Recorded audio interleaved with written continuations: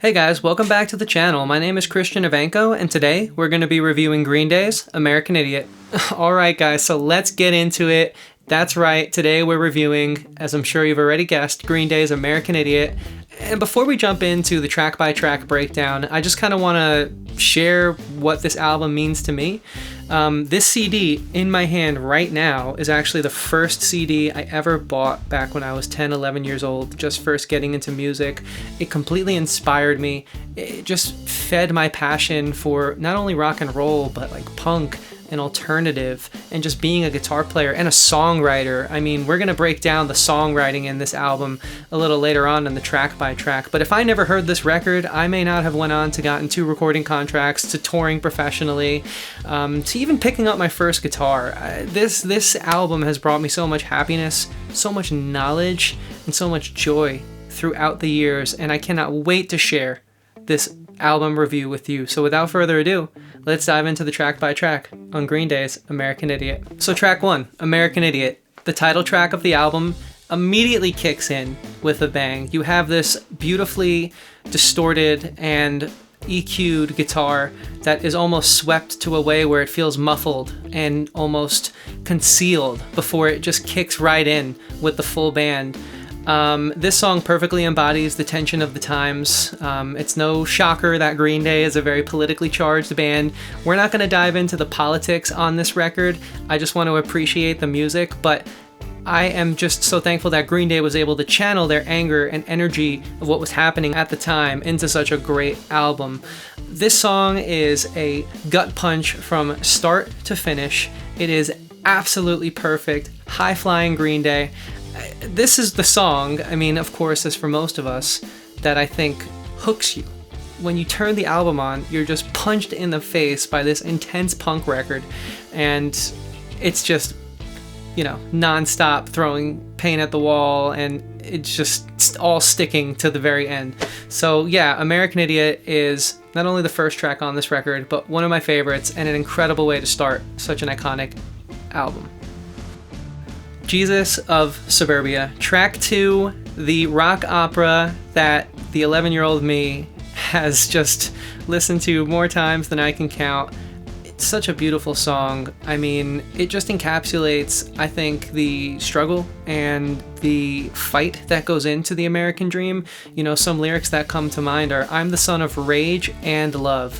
So the anger that everyone was feeling at that point in time in the mid-2000s, but love, you know, like we are very fortunate to have, you know, everything that we have in our lives, and just it's just so powerful when he talks about reading the graffiti on the bathroom stalls, like the lowly scriptures of the shopping malls. I just think it's like he's saying we need to listen to the people more and be more in tune with what's happening on the streets, and why don't we listen to them? You know, they are us. We are all the same, and it's just such a beautiful message of unity. A great story. The Jesus of Suburbia is a bold statement. And I just love all the different sub-acts that this song takes you through. It's like a mini opera in and of itself, but then you think of the whole album and the whole thing is like an operatic journey. And it's just so brilliant. The use of piano is wonderful. Green Day leans into a softer side that they kind of hinted at, in my opinion, on the Warning record in this song, but never really fully tapped into until now. And it just makes when they come right back in on those larger punk moments even more powerful. So yeah, Jesus of Suburbia is just such a legendary song. It's like a 9-minute song, and it's beloved, and no one skips this track. There's very few songs in history that fall into that category. It's right up there with Freebird, Hotel California, Stairway to Heaven, and so many other tunes like that. So yeah, with that said, Jesus of Suburbia, an amazing song. Holiday is a classic. This is like the quintessential get amped up because it's Friday and the weekend is here song. Just like such a really great guitar riff. The bow out, down out, down out, down out, like that. Those chords, we now use them in modern pop all the time, and Green Day was sort of doing that like finger on the A, finger on the B string thing all the way back then. Again, in a time where pop music was really taking over, this was a rock album that was able to be on the mainstream radio and had multiple hits. Just so cool and so incredible. I mean, you know, the representative from California, he had my ears as a little kid. Let's put it that way. I walk a lonely road, the only one that I have ever known. Don't know where it goes, but it's home to me, and I walk alone.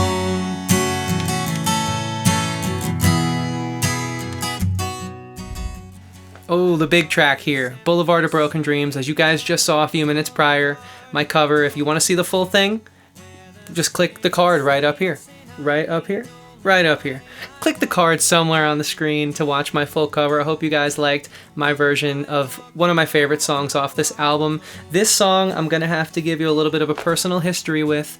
In 5th grade, we had the school computers, and some people figured out how to watch music videos on the school computers, and this was a video that I had seen over a classmate's shoulder, and I was like, whoa, music videos are a thing? I love this song, and there's a great visual that comes with it. And I remember just getting in trouble over and over and over again, to the point where like the principal had had enough with me because I kept watching this video in class. That old dusty road they would walk down, and that classic giant production Hollywood set was just so beautiful and so perfect. And this will always be one of my favorite songs of all time, let alone on this record. Are We the Waiting?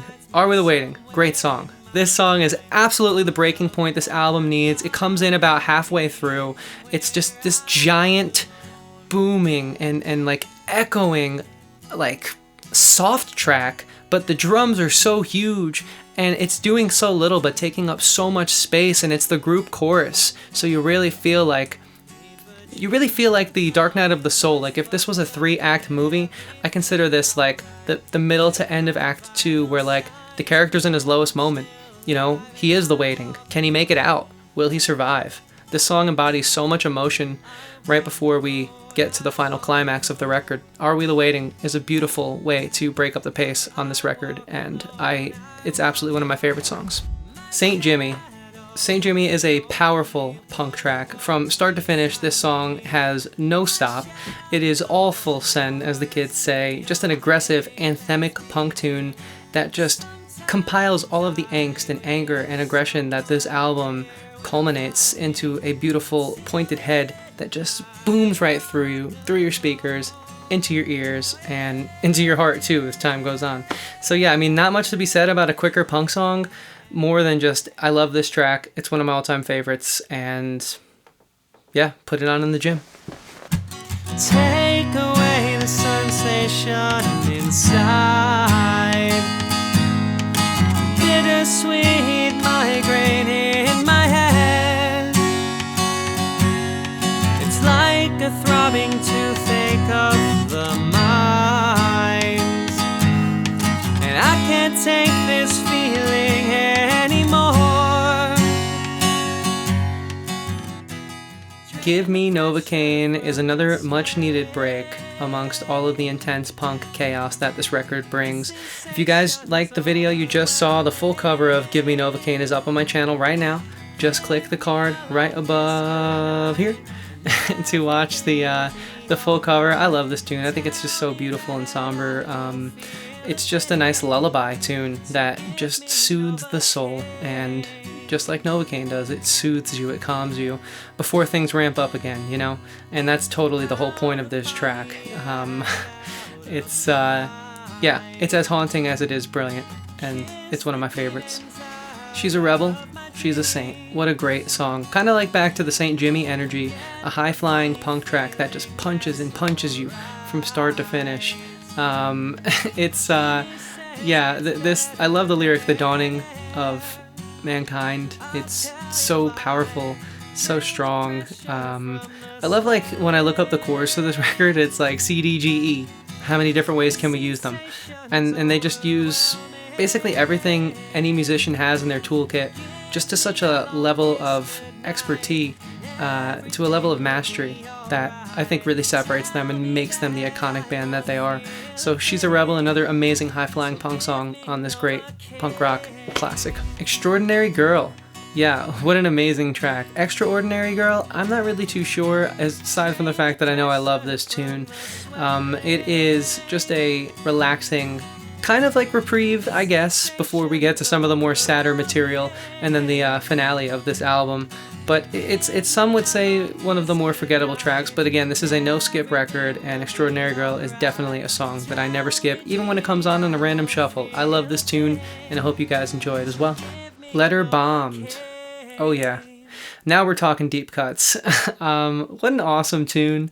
I really love, like, I know Mike Dirnt doesn't get spoke about enough as being a bass player, but I really love what he's doing on this track. He absolutely is just tapping into the heartbeat of a song with his bass playing. It's not over the top. It's not like one of the riffs off of Dookie, like a When I Come Around, where the bass is just so prominent and almost acts as a lead guitar, but what he's doing is just providing that pulse, that energy that really helps drive this song home right before we get to one of my favorite songs, Wake Me Up When September Ends, everyone's middle school anthem. I mean, just given the times, the history, everything that was happening in the world when this song was written, man, it's, to this day, it still tugs on the heartstrings and makes me just reflect on, this album kind of makes me thankful for everything I have. I mean, I know it's a critique of America, but it does make me happy to, like, and appreciative of everything that I have, and Wake Me Up When September Ends is just such a beautiful tune. I mean, the use of the acoustic guitar, it's literally 2 notes. He's not even playing chords in the beginning, but it's just like so somber, almost like a sad siren. And it's become iconic, like a siren, when you hear like a police car racing outside of your window. You know, everyone can imagine the first few plucks of the guitar on this song, and it just really sets the tone for what then goes on to become such a powerful, explosive ballad. Towards the end of it, it kicks in full band, and it really just drives that punch, that bitey emotion home. Wake Me Up When September Ends is a classic, one of Green Day's greatest songs, and if not one of the greatest rock tunes ever written. 2 more songs left, but this next one, Homecoming, would be a little unfair to call any normal song the sister track, if you will, to Jesus of Suburbia. Homecoming is the second of the 2 rock opera tracks that really culminate for this whole album, which is a rock opera in and of itself. I love all the different motifs in Homecoming, especially We're Coming Home Again. It kind of echoes back to like a U2 or Phil Collins, like a classic arena rock band. Like, I just hear them singing, "Home, we're coming home again." Just so huge and echoey and powerful. And I remember when I saw them on the American Idiot tour back when I was young, and just the arena singing that towards the end of the concert was so awesome. And not only is it a great moment for live, but it totally fits the feel and accentuates the album. The last track, guys, we're almost there. Good old Whatsername. A fun one to end the album on. This one is probably my least favorite on the record, but like, it's still one of the greatest songs ever written, so does that really mean I don't like it? No, not at all. Not at all. I mean, you have to figure out how to end something at some point, some way, somehow, and when you're listening to something as good as American Idiot, you don't want it to end. So maybe I kind of resent this track a little bit, slightly, for being the conclusion. But all joking and goofiness aside, this is a perfect album, and Whatsername is the perfect way to end it. Alright guys, so there you have it. That is my review of Green Day's classic album, American Idiot.